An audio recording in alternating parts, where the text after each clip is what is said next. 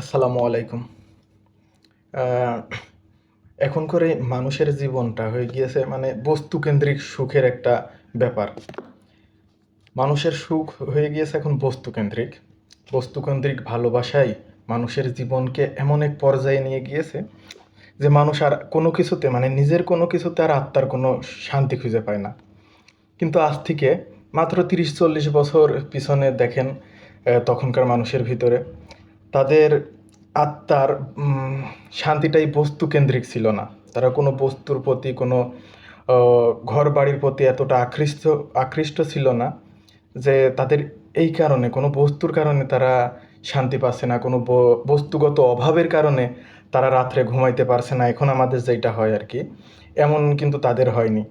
এই এখন থেকে 30 বছর আগেও যখন গ্রামে সব থেকে ধনী মানুষের বাড়িতেও একটা মোটরসাইকেল ছিল না, হয়তো সাদা কালো টিভিও ছিল না, কিন্তু এখন মানুষের গ্রামে প্রায় প্রত্যেক বাড়িতে মোটরসাইকেল আছে, দামি দামি মোটরসাইকেল। সবার ঘরে ঘরে বড় বড় টিভি আছে। কিন্তু তারপরেও মানুষের নেই নেই নেই নেই এই একটা হাহাকার ভিতরে।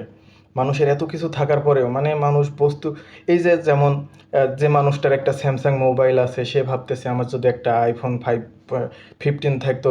এই যে iPhone 50 একটা না পাওয়া, এই না পাওয়ার বেদনায় সে তার সুখ শান্তি সব বিলীন করে দিয়েছে।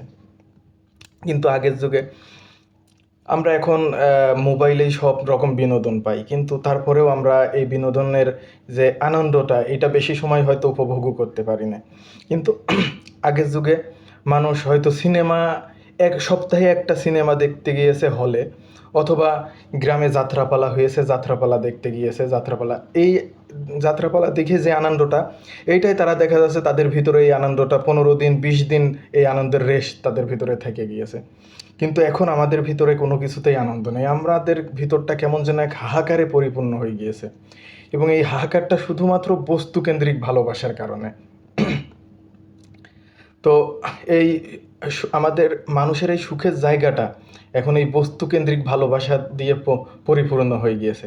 এখন আমরা আর নিজের কোনো কিছুতে সুখ পাই না, নিজের কোনো ও, মানে সুখের কোনো জায়গাই নেই আমাদের কাছে।